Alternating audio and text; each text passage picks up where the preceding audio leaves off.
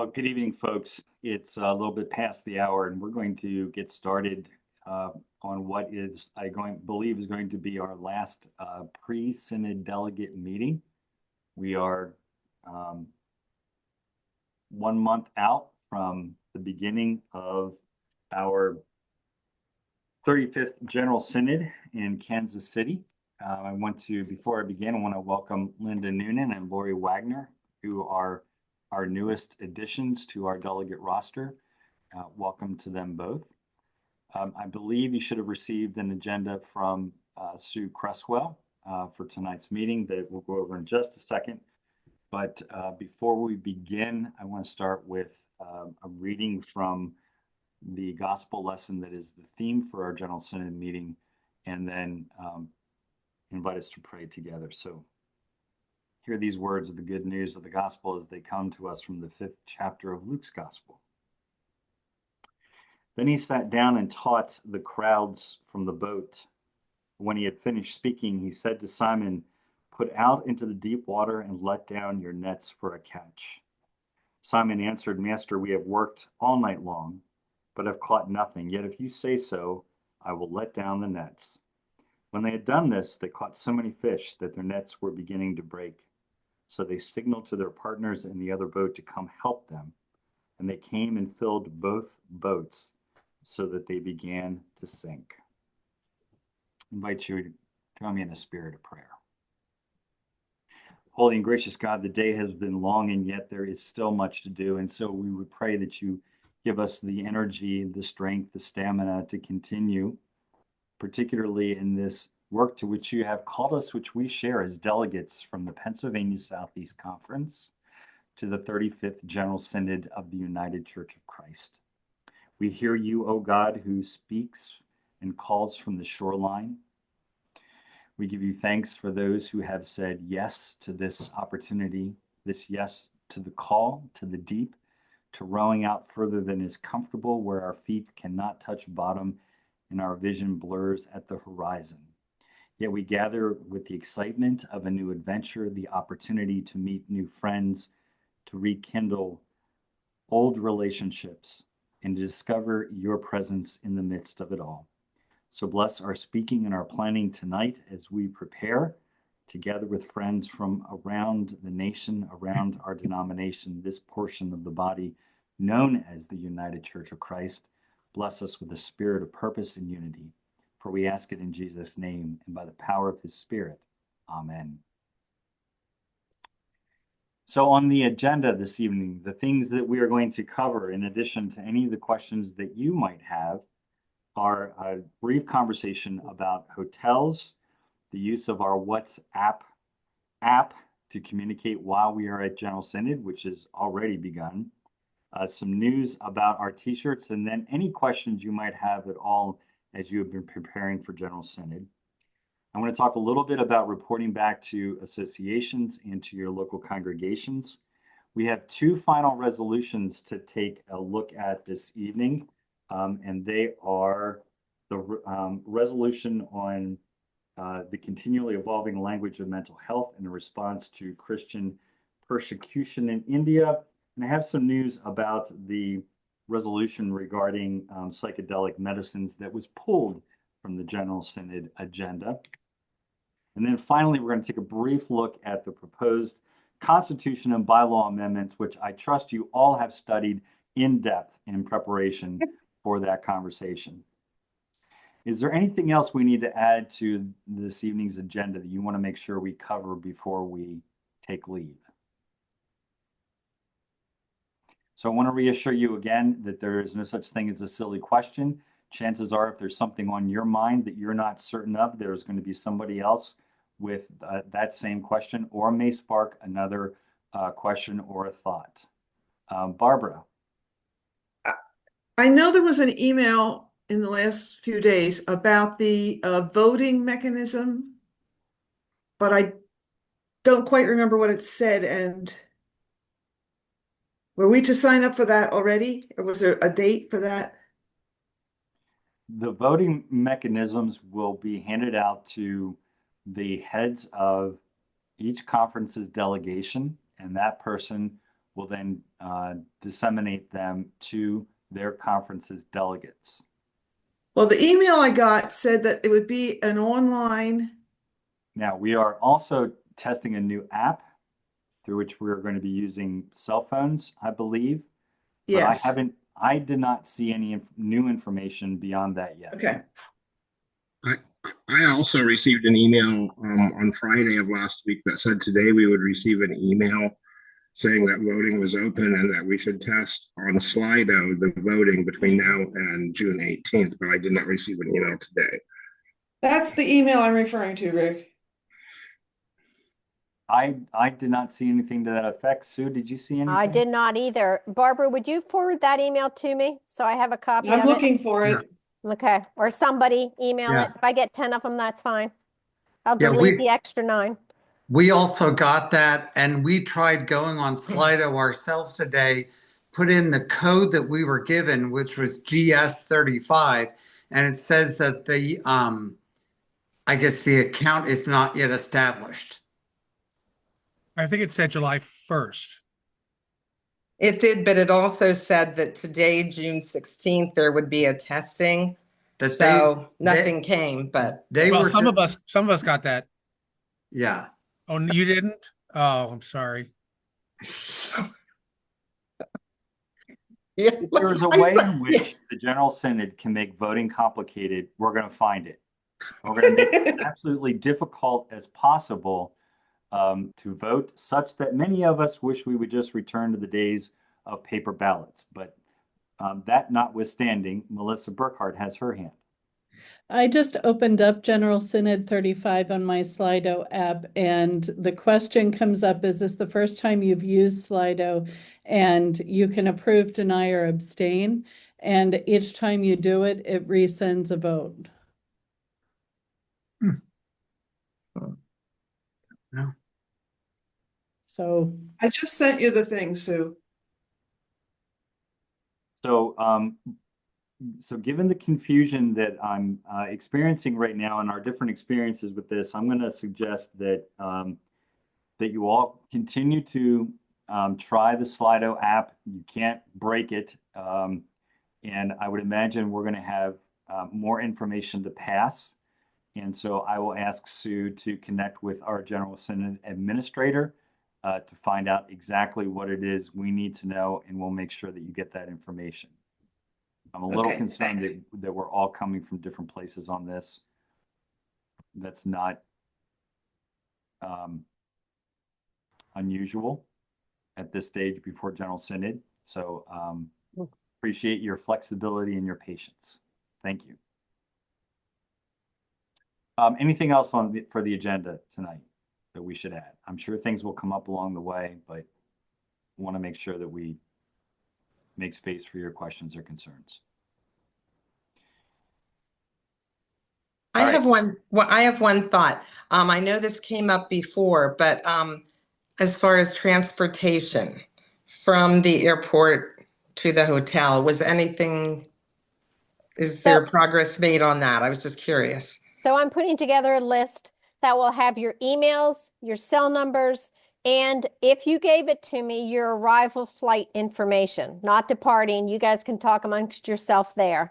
But your arrival, several of you were on the same flight out of Philadelphia the morning of the 10th. But I will send that out. I was going to mention it again today and give you a couple more days to respond to me, anybody who wanted to, and then I'm going to ship that out to everybody. So you Great. can see, who's on the same flight with you, Thank you. of course. So can I just add on that in Indianapolis, they actually had buses for General Synod from the airport that you No, could I've take. checked. They are not Okay. having shuttles Thank you. unless they're changing it, but I did check and they said no shuttles.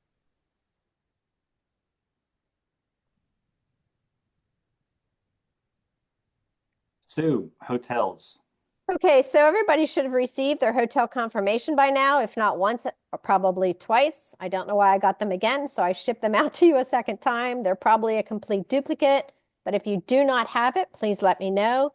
Please, please, please, if you are sharing a room with someone who is not your significant other, Coordinate before you get there whose credit card you're going to use and who's going to reimburse whom. If you're person reimbursing the person who used the credit card, please reimburse them quickly, so I don't receive a phone call 2 months from now that the person who used the credit card never got reimbursed by their roommate. Sure, that will not happen. Any questions? Has anyone not gotten their hotel confirmation? I see no hands. Okay, great.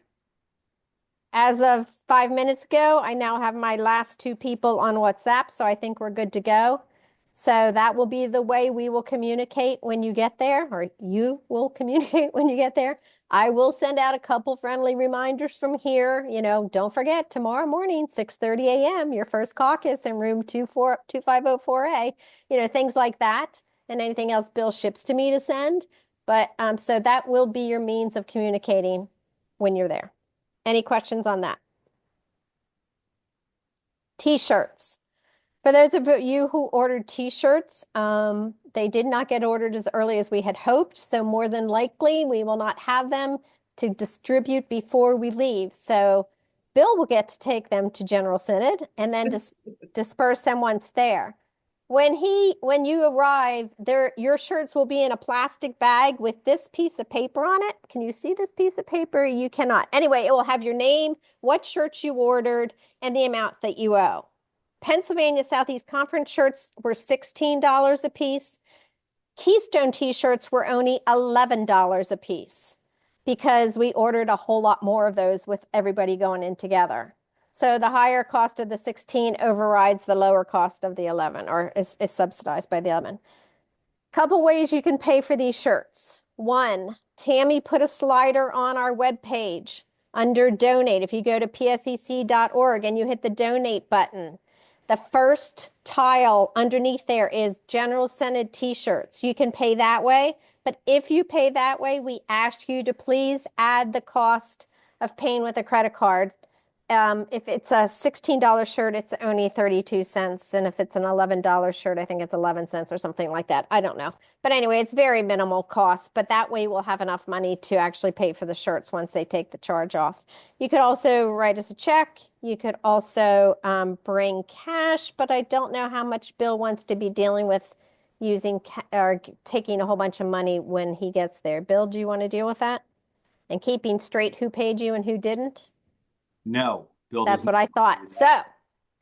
So coordinate with me somehow to pay your shirts. If I get the shirts really early, I will send out an email. And if anybody does want to pick them up ahead of time, I'll pick an afternoon, early evening at the office that you can come and get them. Otherwise, they'll go to Kansas City and you'll get them there. You know, some of you in Reading want to pick them up here at my house. That's okay too. Any questions on t-shirts? If we're paying by check, we should send it to you now, right? If you're paying by check, PSEC, you can send it to the conference office. I'll put the address in this thing and just make it out to PSEC and note on it t-shirts. Okay? Actually, put it to my attention so I know who paid and who didn't pay. Please. Okay. And you said it's $11 for the Keystone one? And 16 for the PSEC. So if you ordered one of each, you owe us $27. So they can also pay through the website where the t-shirt button is. That's what we Yeah. just said. I'm sorry, forgive me. That's okay. That's all right. You're tired. Go have a drink till Yeah. I. Okay. Yeah. And I'll be back. Okay. Anything else about details? I am away from June 27th to July 6th, and more than likely, this is one of those trips I'm not looking at too many emails. So get to me before the 27th or after July 6th, okay? Don't say I didn't warn you. Okay, that's it for me, boss. Have all of you seen the General Synod agenda that's posted at the General Synod website? Okay. Highly encourage you to put into whatever calendar app you use, if you use a calendar app on your phone, the plenary sessions, the worship sessions, the lunch events, so that you have right on the device, the app that you're used to using, the events that you're going to want to be at for General Synod, so you're not digging for that agenda or losing it, or so that it's right there. All the information you have is in one place. Okay. So let's talk very briefly about reporting back to associations. On the agenda for this evening are the list of our association moderators. I am going to assume that all of you know which association you are a member of. Is there anyone who is not sure what association you are in? Okay. So I want to encourage you to do a few things. First, our association moderators know who our list of delegates are. Don't know that they have always paid close attention to that. So it's not a bad idea just to send an email to your association moderator before you go to General Synod saying, hey, Sharon Morris, Steve Osmond here.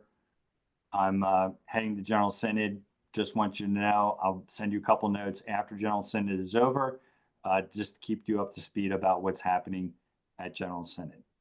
So they know in advance that you are going, and that you know that you're going to connect with them once General Synod is over. While we are at General Synod, keep a running list of experiences or events that speak powerfully to you, that you would want other people to know about. Keep that list handy and keep adding to it throughout the course of General Synod, so that when you get back from General Synod, you already have a list of all the things that you want folks to know about that were primary to your experience of being a delegate.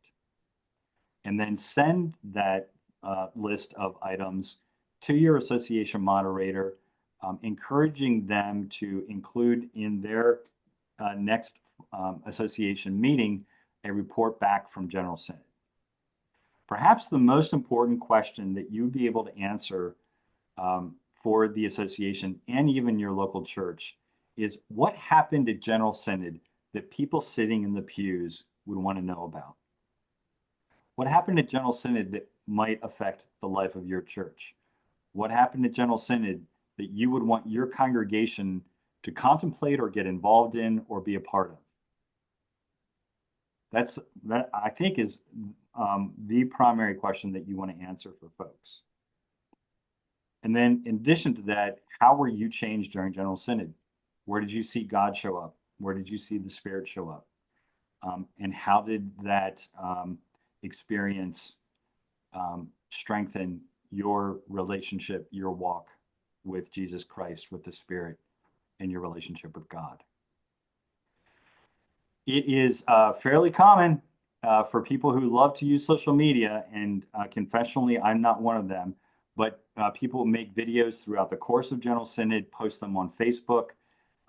If you want to post them on our conference website, and we will have people posting on our conference website experiences from General Synod, that's another great way to report back what's happening for you at General Synod. Questions about reporting back to your association and your local church? Any guidance from people who have been General Synod delegates in the past, and what your experience has been and what you have shared? Yeah. I was going to say it's 20 years ago that I went, but those of us who were from the Reading Association at the time, they made time for the covenant meeting for us to have a panel and do a question and answer. So we all got to participate in that. Fantastic.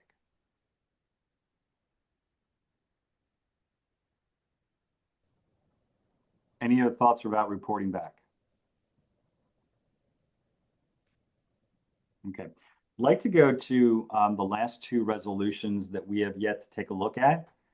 Before we do that, one of our resolutions was pulled.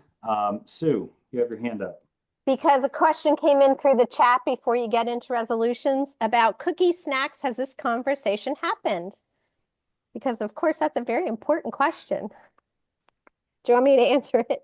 Yeah, I did. please. I did send out an email asking if anybody had allergies and things like that. In some of the bars that I am picking out some gluten bars, some nuts, some things that are gluten-free, vegan, things like that. So I'll have a variety of that stuff. If you were there 2 years ago, I've already been instructed not to have quite the volume I had because Bill had a whole lot to bring back. So if you have a favorite snack, you might want to pack it yourself. I will not be doing anything like fresh fruit because they're going out in a car that's driving, and that would be in the heat for a couple days and everything. So they're all going to be the snacks that are going to be in there, and maybe some toys to keep you entertained while you're sitting there for hours will also be in the bags, but mainly they're going to be bar type things and probably not a lot of chocolate because I'm afraid it's going to melt. So if anybody is willing to throw a bag of chocolate in their suitcase or anything like that, let me know and I'll be happy to purchase it and get it to you ahead of time and you will be everybody's hero. Does that cover your question? Okay, so if anybody else that didn't see that email does have a specific food thing, like is anybody here so allergic to nuts, I shouldn't even be getting nuts? Okay, good enough. Those are the type of things I need to know. Okay, boss, it's all yours. Thank you, Sue.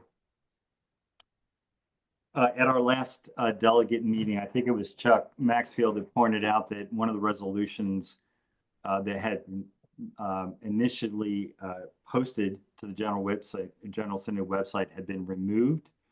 The ecumenical engagement and faithful support for the decriminalization of ethnogenic and psychedelic medicines was indeed pulled from the list of resolutions. The sponsors of that resolution were not members of General Synod, or not General Synod delegates, and so we're not going to be present to present the resolution. So it was pulled. Why it was that was not communicated to conference ministers and to General Synod delegates, I don't know.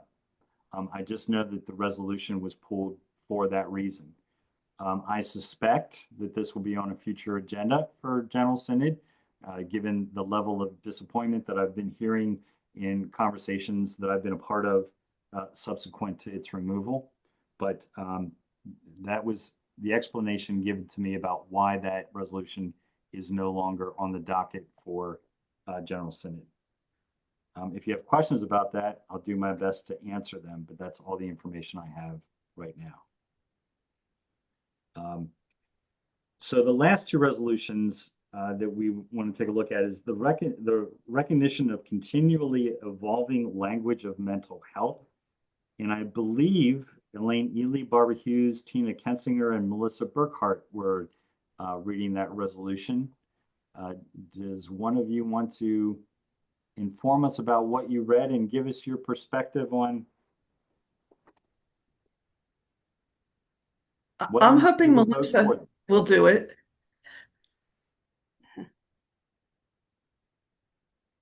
Right here, but I can't find them now.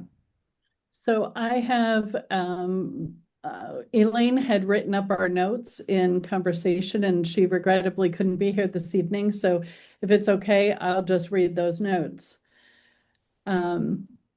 So our group acknowledged the importance of recognizing the need for perhaps more informed use of terminology and increased attention that needs to be paid to mental health issues.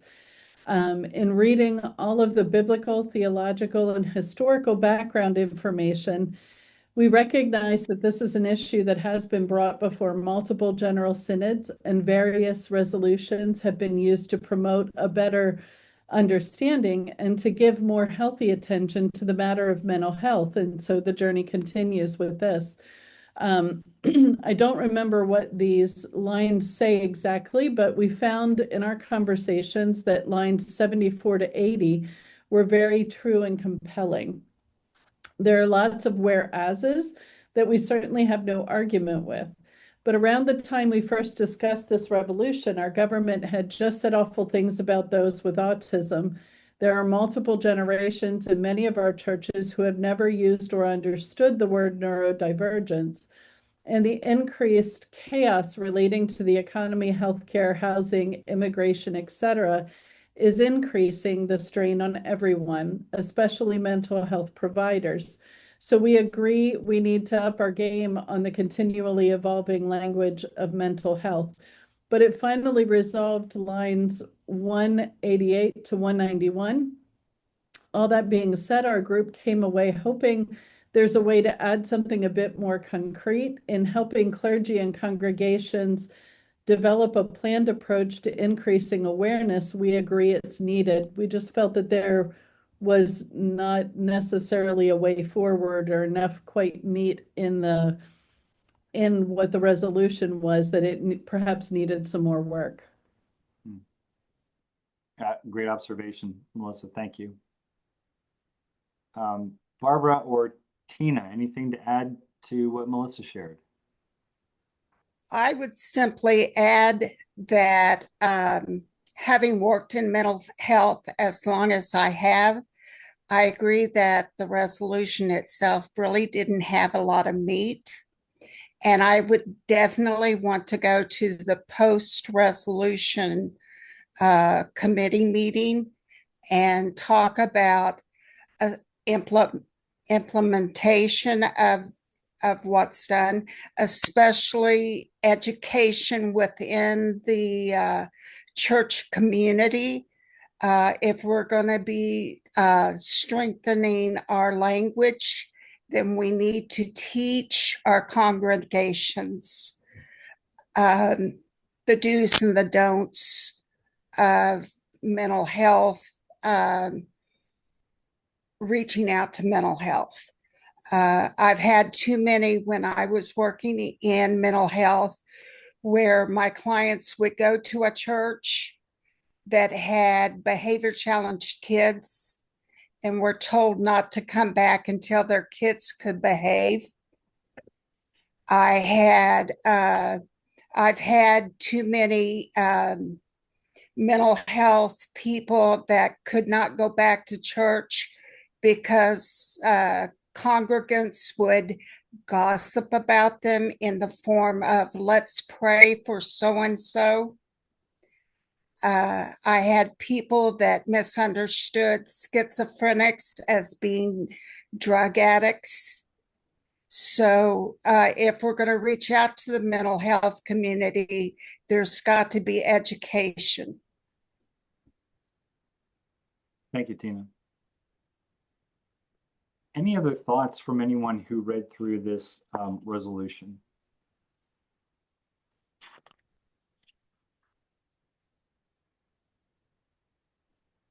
So as Melissa reported, the United Church of Christ over the last several General Synods has developed evolving language around mental illness and mental health. We also have a specific designation that may be known to some of you as wise congregations, and that stands for developing, welcoming, inclusive, supported, and engaged congregations for mental health. That's a lot of words for a short acronym. But the WISE designation is not unlike the ONA designation in that there is a process that members of a congregation would go through to become designated as a WISE congregation. I also think Melissa and Tina are right in observing that the resolution makes a call for action, but doesn't provide some really clear guidance about what those actions might be. And from my perspective, without a little more training or background in how a congregation could engage around the issues of mental health, which are a pretty wide range, right? From, I don't want to say the simple things, but the mental health issues, I think that are a byproduct of being human, and anxiety, depression, burnout, the whole way to diagnosable conditions, schizophrenia, bipolar, borderline personality disorder, and everything in between. The resolution doesn't, in my opinion, have an entry point where I think the average layperson would be able to say, we could do that. And I think the conversation around this in committee will be very interesting. And I'm hoping that the committee will wrestle with that as well and bring that back to the floor. And there might be some more identifiable objectives or goals that are added to the body of the resolution. But that remains to be seen. Unless there are any other comments or questions, we'll move on to our last resolution. Question. Yes, Melanie. For those of you who did spend some time with this, would you vote in favor of it or not? I would vote in favor of it because it's a step forward. There just needs to be more. Yeah, I agree. I couldn't vote against it in good conscience, but I think it needs a lot of work. So great question, Melanie. Thank you. Melissa, I want to give you a chance to answer Melanie's question if you would like to. I would say the same thing. I think we were just looking for, is there a way that we could gain more information to understand what truly they want to do going forward with this? But it's important. Thank you. The last resolution, a response to Christian persecution in India. Katie Farina, Melanie Lawrence Caldwell, and Randy Koppenhaver were looking at this resolution. I see Melanie. I don't see Randy. I don't see Katie. Melanie, you're it. I'll take a run at this one. Fantastic. We did not meet, but this is a resolution of witness, and part of it is just purely education. You know, I don't know what exactly is going on with both the Christian and the Muslim community in India, but this really opened my eyes. And they are having issues and being persecuted by the Hindu nationalist movement. And it's really pretty significant, and it has been for several years now. Not only are they being discriminated against, but churches are being burned. I mean, it's pretty awful what's happening. And they are trying to, I think, really kind of educate us about what is going on and asking us to participate in saying no to the discrimination and yes to religious freedom. There are other groups that have already signed on for this in solidarity with the National Council of Churches of Christ in the USA and the United Methodist General Conference. These folks have already said that they are on board, and therefore be it resolved, ready to put their names on it and have already done so. So it's not just the Christian community, but it is the Muslim community as well. Back in 2023, more than 200 people were killed and more than 50,000 people were displaced. It's a serious problem for our brothers and sisters.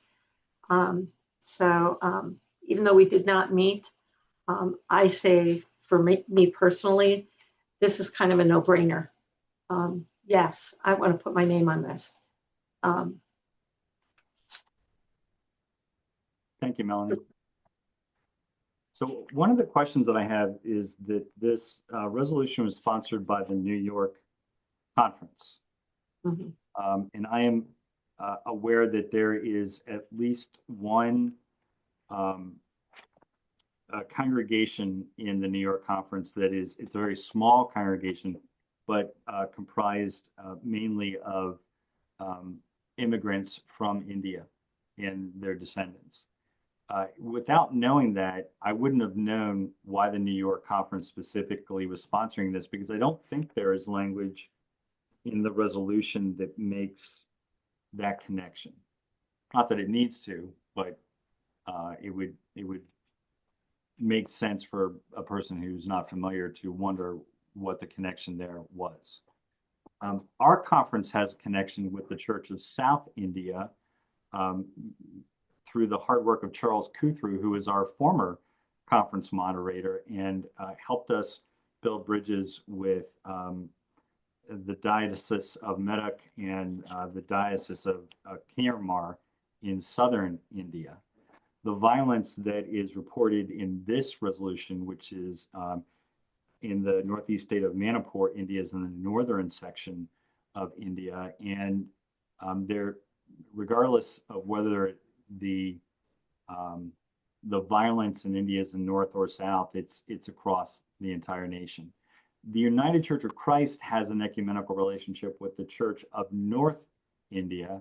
We have a relationship in our conference with the Church of South India, and we share with the Church of South India the same motto that they, from John 17, that they may all be one. The Church of South India was started by a collection of Protestant missionaries, including our own church board for world missions back in the 30s and 40s that predated the United Church of Christ in creating those ecumenical ties. And in fact, there's a building at the theological campus in Bangalore that was funded by monies from United Church Board for World Ministries back in the late 50s, early 60s.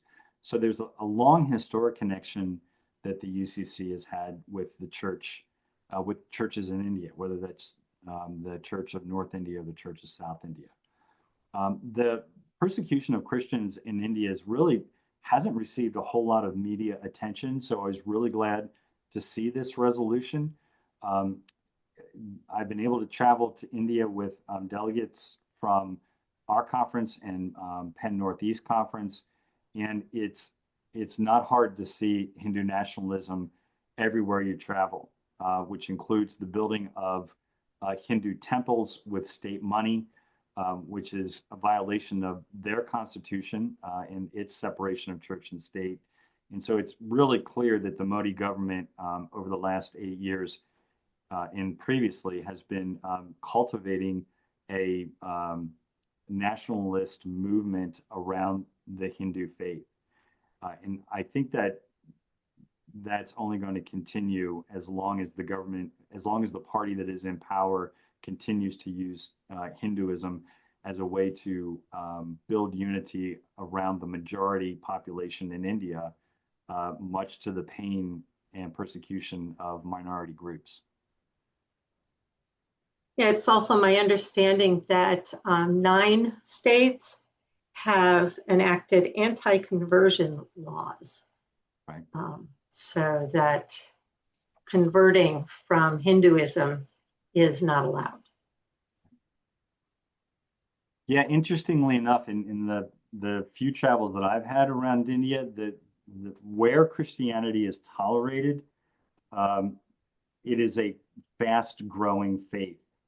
And I won't get into stories of the congregations that I saw, the growth in the Christian communities that we witnessed, but I wouldn't say that the Christian faith presents a threat to Hinduism. It's still less than 10% of the Indian population, but it is growing. Christianity is growing rapidly in places where it is tolerated by local municipal governments. So as Christianity continues to grow and pushes against Hindu neighbors, this is going to continue to be a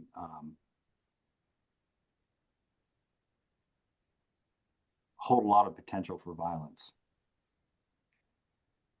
Any other questions about this resolution? Could I just comment a little bit on it? Yeah, sure, please. Yeah, there are many places in this world where there is discrimination, prejudice against different groups, including Christians. We have resolutions specifically about India and the Philippines. And the reason is why those countries, because we have fraternal relations with the churches there, and because we have churches in this country of people who are immigrants from there.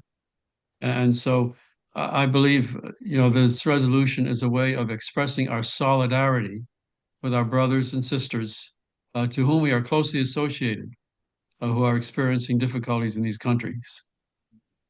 If you're not aware of it, India, the church claims to go back to the Apostle Thomas. And most Christians are either in the extreme southwest Kerala state or else in the extreme northeast around Manipur. The ancient churches in the south, the ones up in Manipur in the northeast are actually ethnically more related to the Chinese than to the Indians, and they are Baptists for the most part. And then, as Bill indicated, we have the Church of North India, the Church of South India, with which we have historic ties, other significant united churches in the world. But I just say that we lift up India and we lift up the Philippines because of our kinship with them, our ties to their churches, and the fact that they are in our church here in the UCC, in the United States, too. Thank you, Chuck.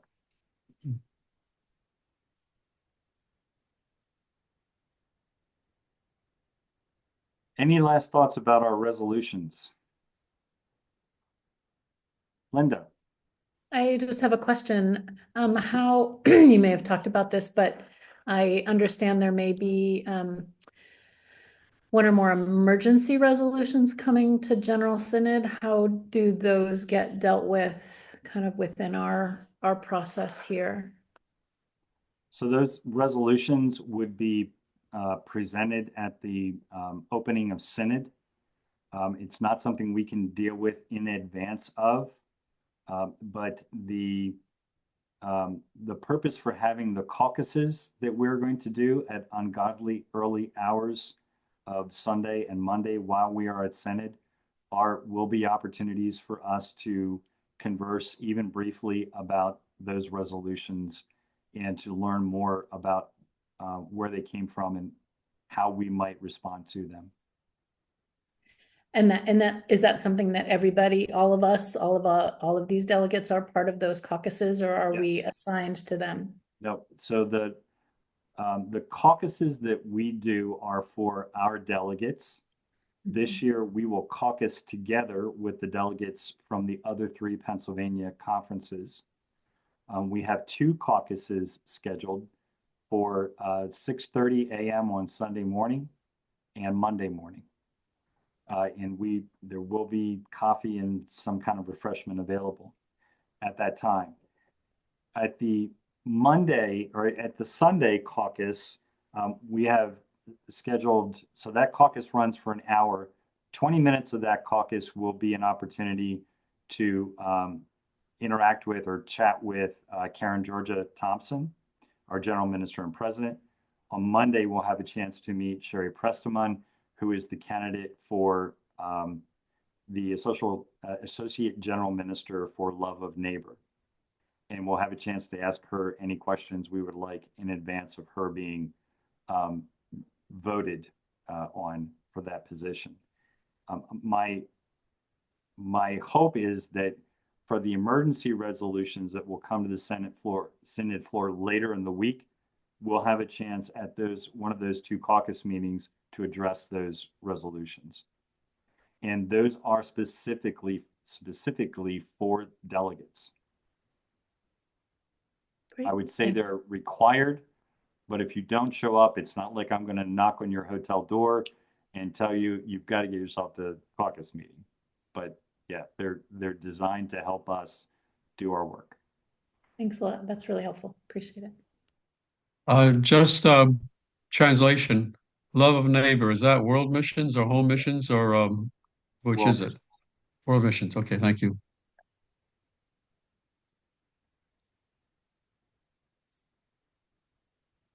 So with the 10 minutes that we have remaining, I want to spend just a few minutes talking about proposed constitution and bylaws, because while constitution and bylaws may not be everyone's favorite subject, this constitution and bylaw conversation is going to have some energy to it.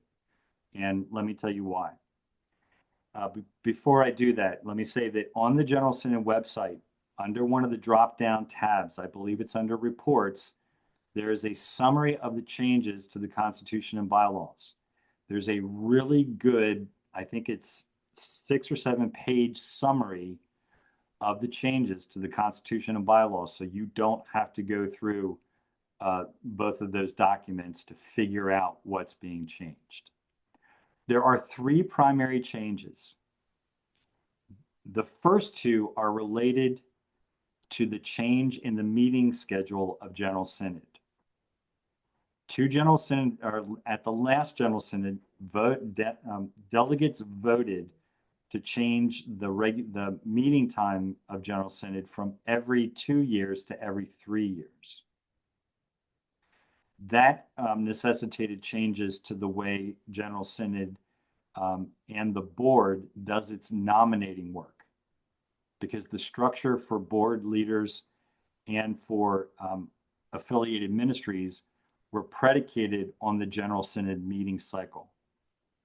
So the first change is to the United Church funds term of service for its board members. United Church Funds is one of the financial ministries of the United Church of Christ that invests money from local churches and conferences and the national church into instrumentalities that allow it to generate interest income and extend financial services to local churches, associations, and conferences. Their board of directors, and specifically their chair, were nominated by the General Synod Nominating Committee. Their terms were attached to the terms of General Synod. So the first change to the Constitution and bylaws changes the terms for General Synod directors from a 3-term limitation to 2 terms. So it's the same amount of time, 6 years, but rather than serving 3 terms, they'll now serve 2. That's a pretty simple change. The second amendment related to that is about proposing changes to the United Church of Christ Board of Director and General Synod Nominating Committee members, and it's related to the same time change.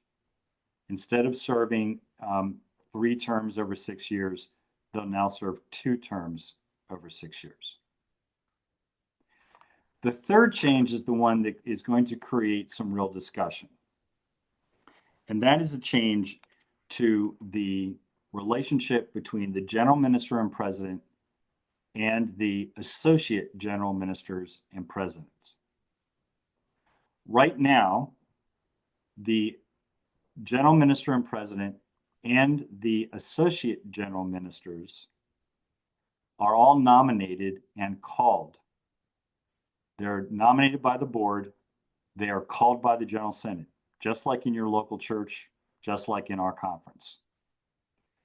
The change to the Constitution that's being presented here is that the general minister and president will be nominated and called by the General Synod, but the associate general ministers will be hired by the general minister and president with the approval of the board.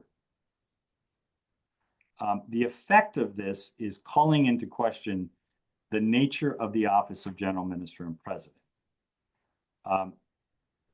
It looks as though the GMP is being given more authority and power than the GMP has ever had in the history of our denomination.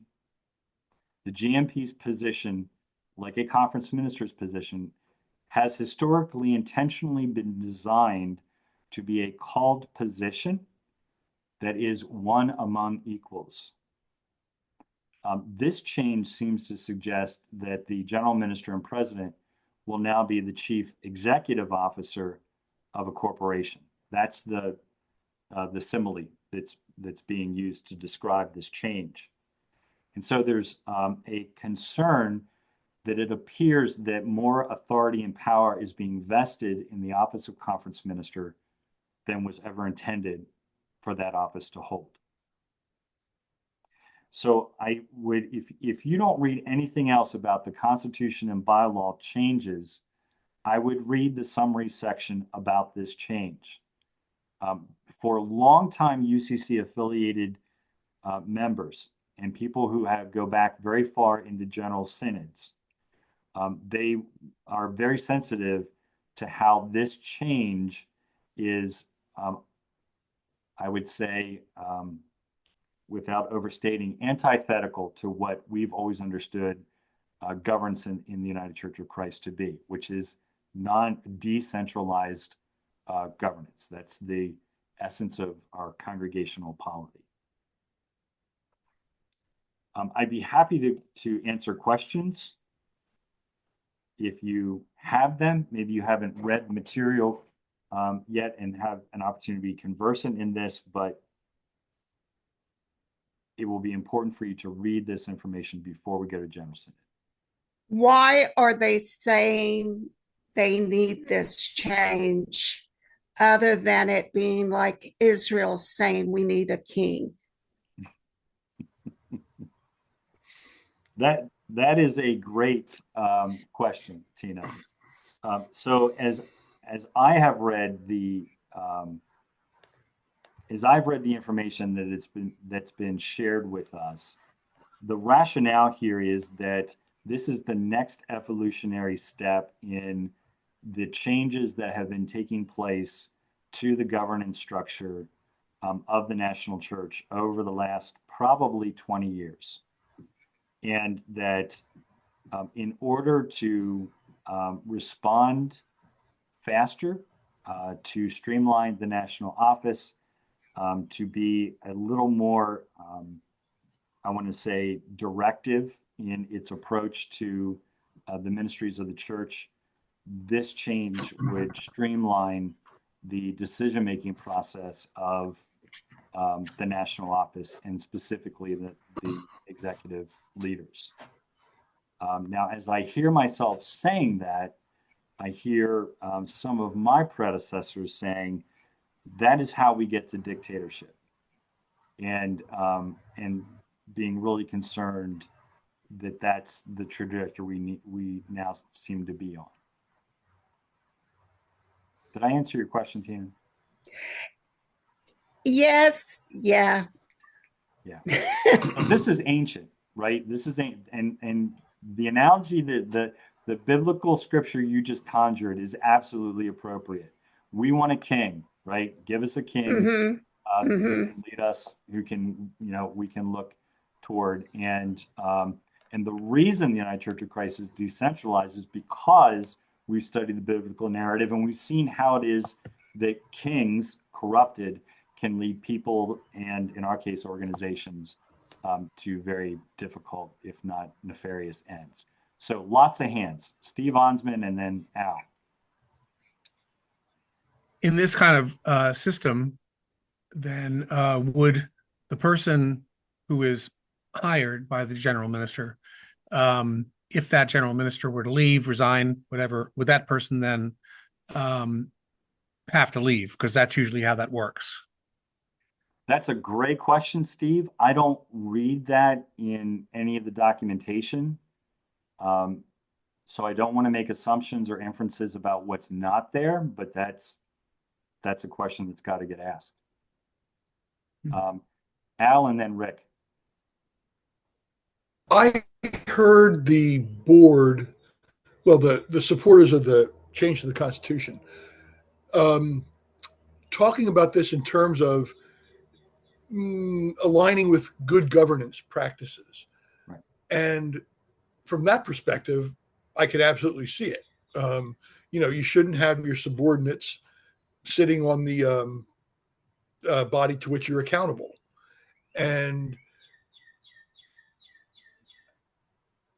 But on the other hand, that's the way our churches are organized. There's a lead pastor, yes, but the pastors are in a multi-pastor church. The pastors are in a relationship where they're both pastors, and I see that as a hard thing to reconcile between how we understand our churches to work and how the national office works. Yeah, Al, there are churches that typically use the senior associate model where the senior is head of staff. That's not uncommon. But there's also many ministry places where the senior and the associate are they may be on paper in Constitution a hierarchical role, but they operate as co-pastors.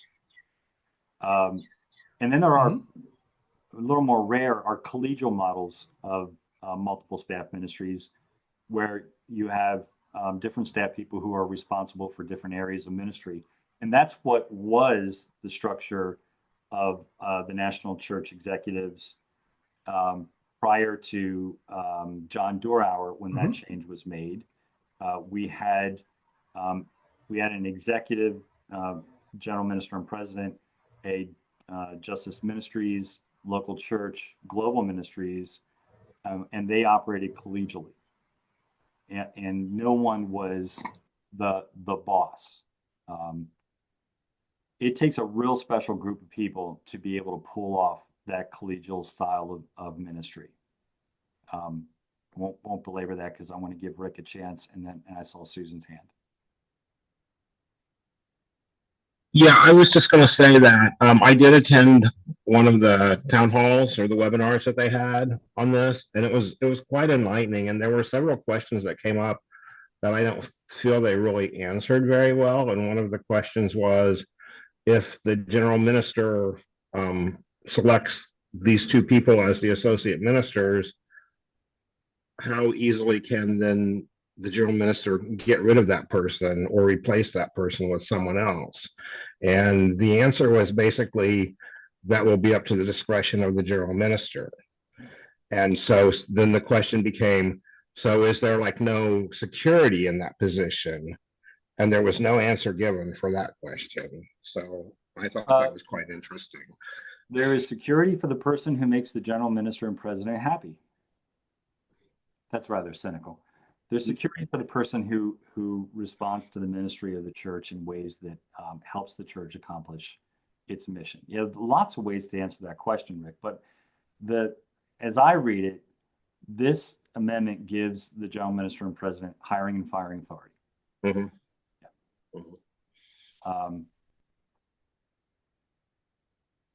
Just by way of comparison, I don't have hiring and firing authority over Kevin McLemore or Sean James. If they were to be terminated, I would need to work with personnel and then consistory, and there'd have to be a conversation and then a recommendation to the conference body. Both Kevin, me, and Sean are all elected by the conference body. And that was a change we made to our constitution and bylaws back in 2016, not long after I arrived. And so that model's worked for us. And I think that's the model of the church. So I'm really struggling with this change. I want to be supportive of our general minister and president because I really like and respect Karen Georgia a whole lot. And I wouldn't have trouble giving her this authority. But here's the problem. She's not always going to be the one that sits in that office. And if the next person who follows her doesn't have the commensurate type of trust, spirit, etc., then we get ourselves into trouble. And that's often been the track record with institutions, particularly churches. Susan. Yeah, a couple things came to my mind when I went through this section of the bylaw changes and constitutional changes.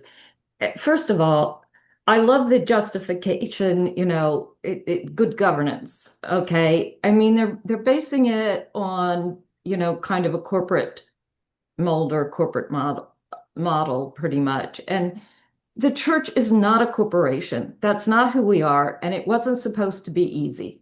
That's my personal viewpoint.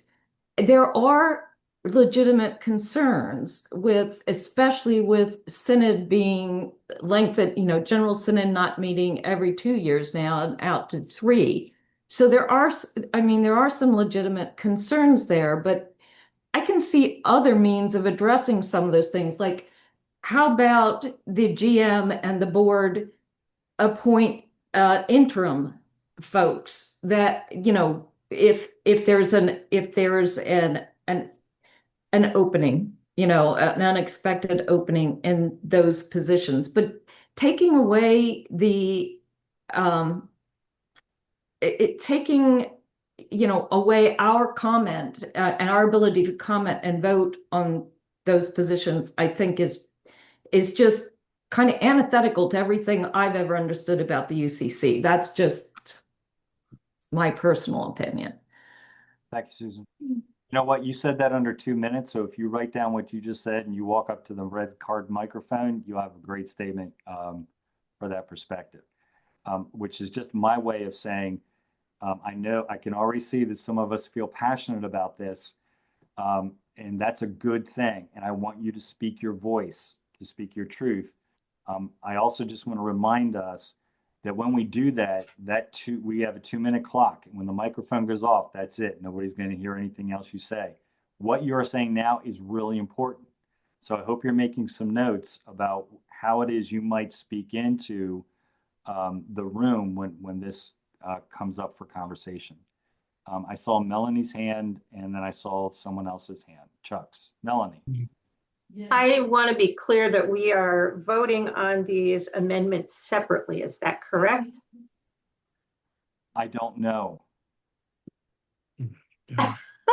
Okay. I don't know.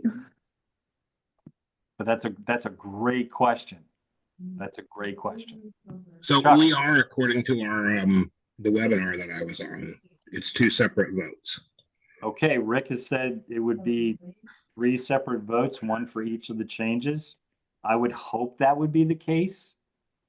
Because if not, I guarantee you there will be an argument over how the votes take place before we even get to consideration of the changes. Thank you, Rick. Chuck. The question is, what is the nature of the office of president of the UCC?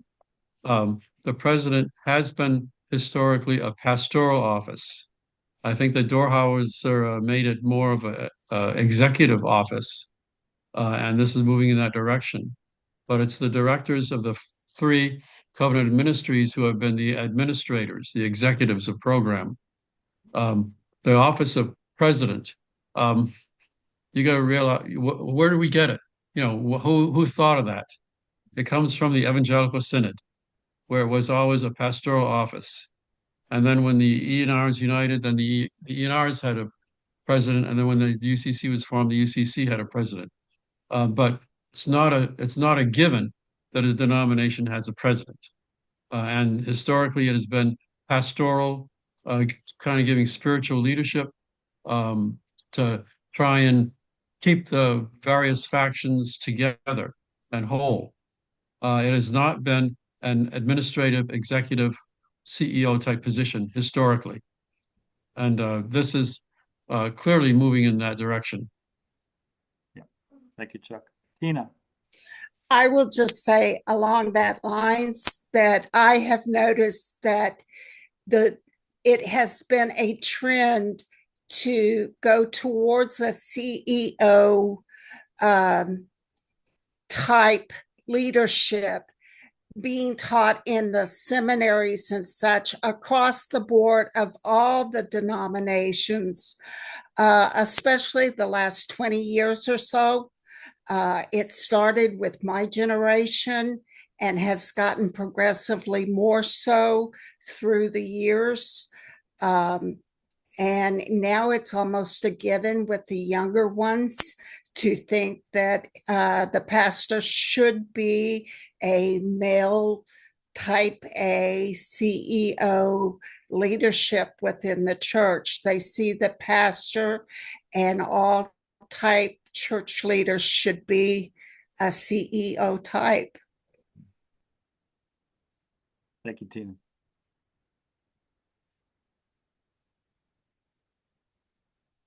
Lori. I would just add to that, what's sort of ironic for me is that the corporate world is actually, the church is always behind sort of the game, and the corporate world is actually rejecting that model of leadership and is now in a collaborative environment because they know that the hierarchical does not work in this culture. Yeah, we've been intentionally structured away from hierarchy historically. And I think as Chuck mentioned, there's been this slow evolution in that direction, which I have to say is really surprising. Prior to my first General Synod, I got a call from John Deckenbach, who's now among the saints in heaven, conference minister of Central Atlantic at the time, and 4 other conference ministers, when the first change to the collegial model of ministry was presented. That would have been, I believe, at General Synod 2000, either 14 or 16. And they were aghast at that time that there would be any kind of corporate move or a change to the office of General Minister and President that would appear to consolidate authority and power. That's just not been, as I've already said several times, part of our history, but that's where the evolution of these positions has been going. I don't know what would be next. If this were to be adopted, what would happen after this? But I do think it would change. It would have to change the ethos of the UCC in ways that we may or may not be able to foresee. Linda. Thanks. Yeah, just to speak to the question of moral leadership, I think that having a more kind of equitable balance between those positions is really important when it comes to bold prophetic kind of witness on a number of issues. And if you have a concentration of power, I think you run the risk, and I've experienced this a little bit over the past year and a half or so. Concentration of power means that then you don't have the kind of checks and balances of people that might offer a different perspective or might be willing to take a bolder stance. And instead, you've got kind of one unified position that can become a little bit intractable, and you don't have the kind of accountability and the the possibility of someone in one of those other positions saying, actually, on this issue, we need to move in this direction. And that's, in addition to the kind of corporate things that we're talking about, that's also my concern, because it's a very, very important position of moral leadership. And our denomination has always been a leader in that regard and in our world. And I would really hate to see us lose some of that. Well said. Thank you, Linda.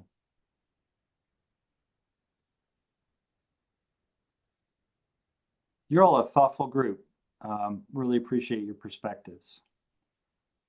And I certainly don't want to shorten the conversation. If there's more light that needs to break forth on this tonight, we can give that time.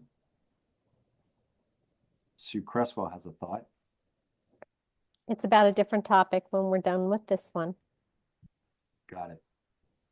I'm reluctant to call out Nancy Crody, who is kind of, in my thought, the Constitution and bylaws guru in our conference. And I'm not going to call her out to speak, but Nancy, just know I'm sitting here wondering what you're thinking on this. But Melissa Burkhart, I saw your hand.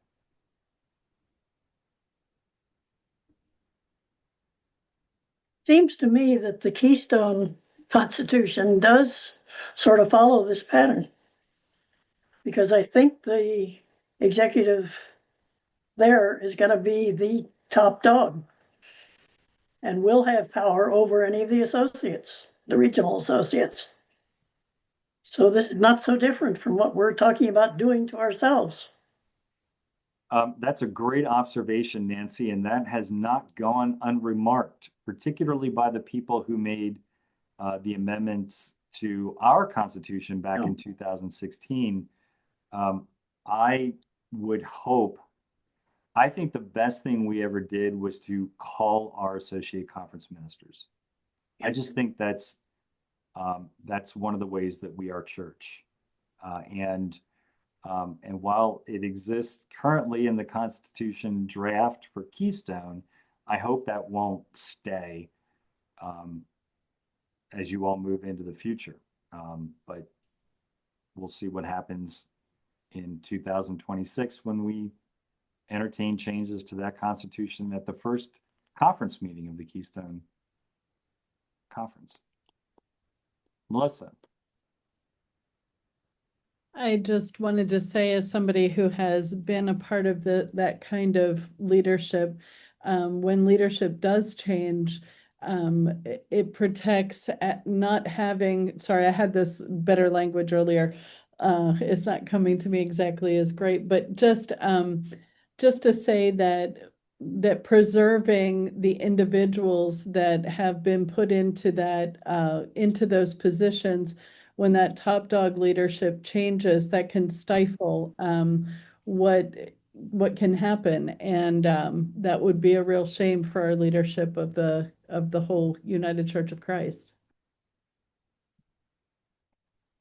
Don't know if you saw in the chat Linda Noonan's observation. This would be a really good conversation to take back to local churches. Absolutely. Lots of primary principles at stake here. The notion of power, of authority, of the office of pastor, what those things mean, how they live in the world, and how we live into them. And how we're going to have our conversation about the Keystone Constitution and bylaws in 2026. Yeah.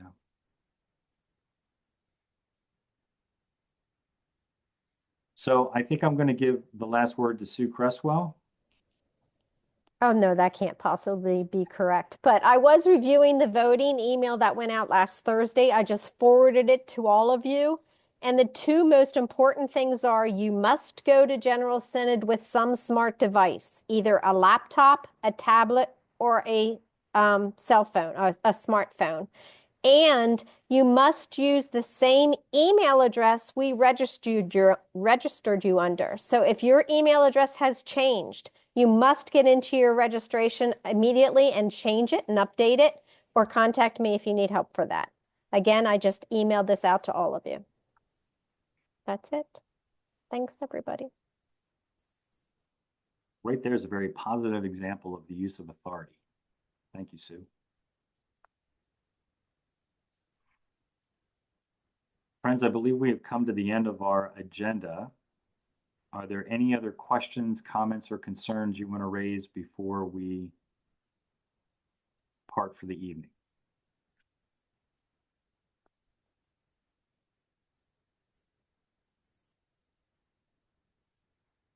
Okay. I will just say I'm very excited and ready.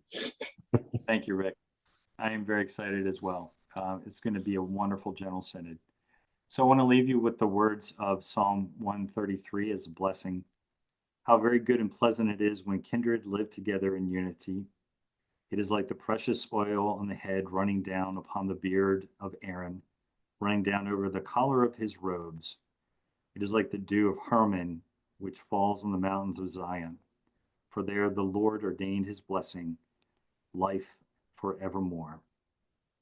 Friends, go in peace, embrace the life that is yours, and find rest this evening from it, so that God can bless you with a new day tomorrow.